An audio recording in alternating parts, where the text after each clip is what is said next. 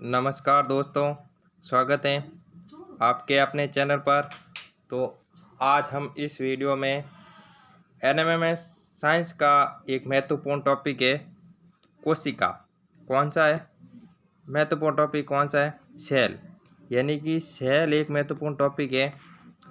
इस टॉपिक से लगभग एनएमएमएस जो 2024 अक्टूबर और जो दिसंबर में एग्ज़ाम होने वाला सभी स्टेट का, उसमें कोशिका एक महत्वपूर्ण टॉपिक है।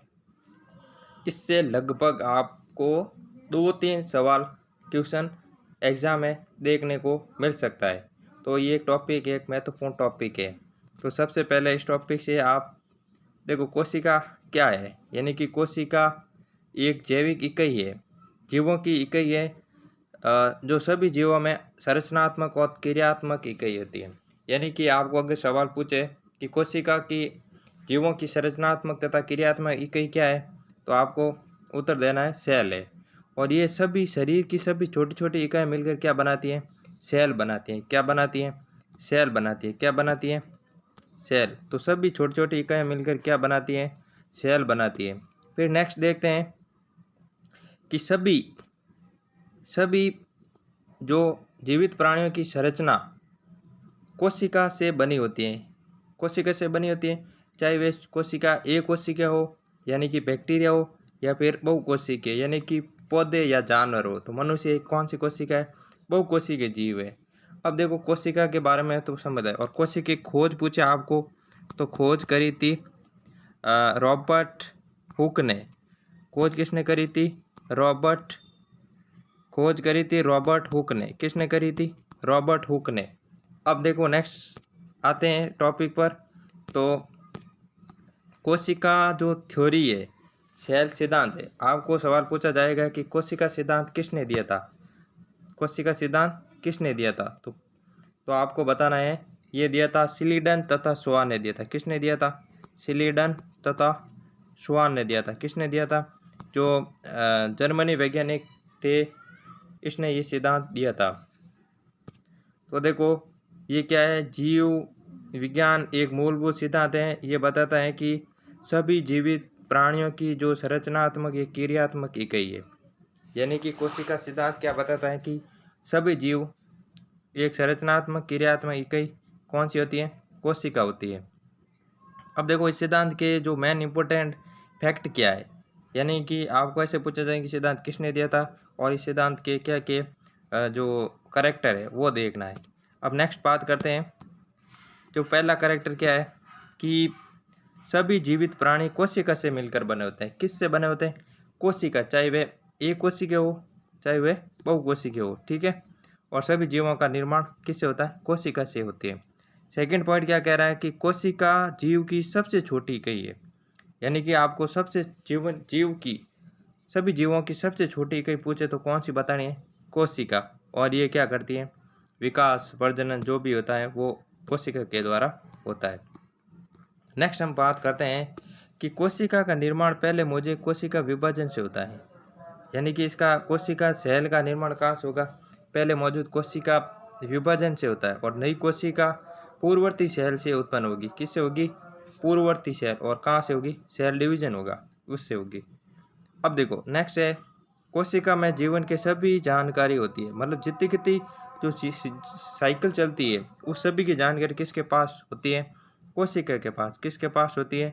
और कोशिका में आनुवांशिक जानकारी डीएनए होती है, जो जीवों के विकास, कार्य, प्रजनन को क्या करती है? नियंत्रित करती है और एक पीढ़ी से दूसरी पीढ़ी में सेल डिवीजन को आगे बढ़ाती है। ठीक है। नेक्स्ट आप बात करते हैं इसका जो सिद्धांत है, सिद्धांत का जो इतिहास, हिस्ट्री क्या है। तो कोशिका सिद्धांत के विशेष योगदान रहा था और रॉबर्ट हुक था जिन्होंने सबसे पहले कोशिका शब्द का प्रयोग किया था। और जिसमें ये प्रयोग किया था रॉबर्ट हुक ने, ये कोशिका क्या थी? मर्द कोशिका थी। उसके बाद अगर आपको पूछे कि कोशिका की सर्वप्रथम खोज किसने करी, तो आपको बताना है रॉबर्ट हुक। और उसके बाद एंटन वॉन लुवेनहॉक था। एंटन वॉन लुवेनहॉक वैज्ञानिक था। 1674 में इसने क्या करी थी? जीवित कोशिका की खोज करी थी। जीवित कोशिका, तो इसे एनिमल क्यूलस भी कहते हैं। तो जीवित कोशिका की आपको पूछे कि खोज किसने करी, तो आपको बताना है एंटन वॉन लुवेनहॉक। फिर आपको बताना है कि जो कोशिका सिद्धांत किसने दिया था। तो कोशिका सिद्धांत मैथ्यूस शिलेडन तथा स्वान ने कोशिका 1838 और 39 में कोशिका सिद्धांत प्रस्तुत किया था। तो कोशिका सिद्धांत पूछे तो मैथ्यूस शिलेडन और स्वान के थे। अब देखो नेक्स्ट वैज्ञानिक कौन आता है, रुडोल्फ विर्चोव। रुडोल्फ विर्चोव ने क्या बताया कि कोशिका का निर्माण पहले उपस्थित कोशिका से हुआ, यानी कि कोशिका होती है उसका निर्माण पहले जो कोशिका होती है उससे हुआ है ना। तो ये अपना अब देखो नेक्स्ट टॉपिक आ रहा है अपना कोशिका से संबंधित, यानी कि कोशिका है तो कोशिका के कुछ ना कुछ तो भाग भी होंगे। अब जो भाग होता है उसको क्या कहते हैं, कोशिकांग, यानी कि ऑर्गेनिलस कहते हैं। कोशिका के भीतर विशेष कार्यों को पूरा करने के लिए जिम्मेदार होती हैं और जो बारे में बताया जाता है। तो कोशिका, अब देखो पहला ऑर्गेनिल क्या है, कोशिका झिल्ली यानी सेल मेम्ब्रेन। ये क्या है, अर्धपारगम्य झिल्ली, मतलब किसी भी पदार्थ को आने जाने से रोकने में अगर कोई सहायक नहीं है तो उसके रोकने में कार्य, तो पारगम्य मतलब अर्धपारगम्य झिल्ली है। कोशिका के बाहरी आवरण के ये सबसे बाहरी भाग होता है। इससे जो सेल कोशिका भित्ति होती है सबसे बाहरी, इसके बाद कोशिका भित्ति होती है। और ये क्या करता है, कोशिका के अंदर बाहर पदार्थों के आवागमन को क्या करते हैं, नियंत्रित करते हैं। क्या करते हैं, नियंत्रित करते हैं। नेक्स्ट बात करते हैं कोशिका द्रव, यानी कि कोशिका द्रव को क्या कहते हैं, साइटोप्लाज्म। ये जेल जैसा पदार्थ होता है, कोशिका झिल्ली तथा नाभिक के बीच स्थित होता है। इसमें कोशिकांग विभिन्न अणु तैरते रहते हैं। फिर नेक्स्ट कोशिकांग कौन सा है अपना, नाभिक। देखो न्यूक्लियोलस, ये क्या कोशिका का मेन इंपॉर्टेंट जो केंद्र होता है जिसमें अनुवांशिक पदार्थ जो सामग्री होती है वो निहित होती है, मतलब इसमें डीएनए होता है। कोशिका का वृद्धि होती है, विकास होता है और विभाजन नियंत्रित होता है। नेक्स्ट बात करते हैं कोशिका कौन सा है हमारा, माइटोकॉन्ड्रिया। क्या है, माइटोकॉन्ड्रिया। तो इसे क्या कहते हैं, कोशिका का क्या कहते हैं, शक्ति गृह कहते हैं। और माइटोकॉन्ड्रिया कोशिका के लिए क्या करता है, ऊर्जा उत्पादन, यानी कि एटीपी। जो ऊर्जा उत्पादन होती है वो किस रूप में होती है, एटीपी के रूप में होती है। किस रूप में होती है, एटीपी के रूप में। नेक्स्ट हमारा टॉपिक जो कोशिका का आ रहा है, राइबोसोम। महत्वपूर्ण टॉपिक है, राइबोसोम इंपॉर्टेंट है। अगर आपको सवाल एग्जाम में क्वेश्चन पूछ लेंगे जो माइटोकॉन्ड्रिया है उसका जो क्या काम है उसका, तो ये क्या करता है, ऊर्जा उत्पादन करता है। फिर ये राइबोसोम है, ये छोटा कण होता है जो प्रोटीन संश्लेषण, मेन इंपॉर्टेंट पॉइंट है। आपको क्वेश्चन पूछा जाएगा कि प्रोटीन संश्लेषण के लिए जिम्मेदार कौन सा कोशिकांग है, तो आपको उत्तर देना है राइबोसोम। ये कोशिका दरों में स्वतंत्र रूप से दो प्रकार के। अब जो एंडोप्लाज्मिक रेटिकुलम, ये होते हैं दो प्रकार के होते हैं। क्या, कितने प्रकार के, दो प्रकार के। कितने प्रकार के, एक तो रफ एंडोप्लाज्मिक रेटिकुलम, जो रफ यानी खुरदरा होता है, खुरदरा एंडो रेटिकुलम जो क्या करता है, राइबोसोम होते हैं, ये प्रोटीन का क्या करते हैं, संश्लेषण करते हैं। स्मूथ जो राइबोसोम नहीं होते हैं, ये लिपिड और वसा के संश्लेषण में सहायक होते हैं। ठीक है। नेक्स्ट बात करते हैं गोल्जी उपकरण। गोल्जी उपकरण क्या करते हैं, ये कोशिका पदार्थों के पैकेजिंग, संशोधित पैकेजिंग और वितरण में सहायता करता है। और ये डाकघर भी कहते हैं। तो आपको पोस्ट ऑफिस पूछे, गोल्जी का जो क्या करता है, संशोधित पैकेजिंग और वितरण का कार्य करता है। तो ये अभी एक इम्पोर्टेंट कोशिकांग है। नेक्स्ट बात करते हैं लाइसोसोम। लाइसोसोम करते हैं, ये क्या करता है, छोटे गोलीकार झिल्लीबंद कण होते हैं जो विभिन्न अपशिष्ट पदार्थों को काम करते हैं। क्या करते हैं, विभिन्न अपशिष्ट पदार्थों को पचाने का काम करता है। फिर नेक्स्ट हमारा आता है क्या है, प्लास्टिड। क्या है, प्लास्टिड।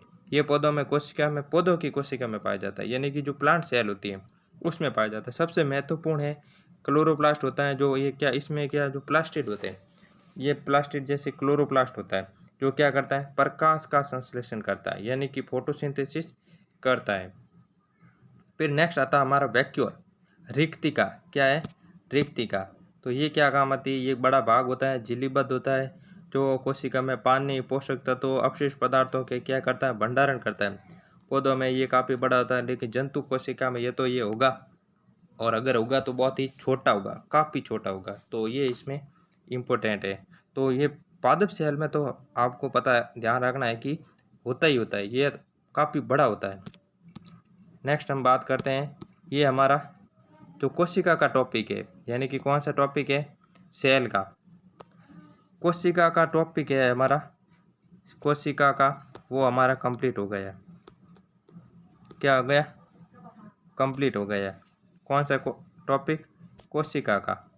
तो अगर नेक्स्ट वीडियो में हम कौन सा टॉपिक, आगे का जो भी टॉपिक है वो लाने वाला है। तो सेल आपको अच्छी तरह से वीडियो में समझ लेना है, समझा दिया हमने।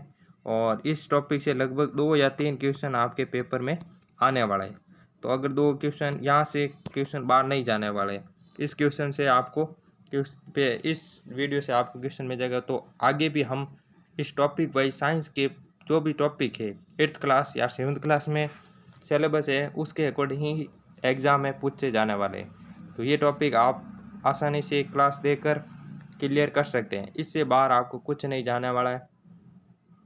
और थैंक यू।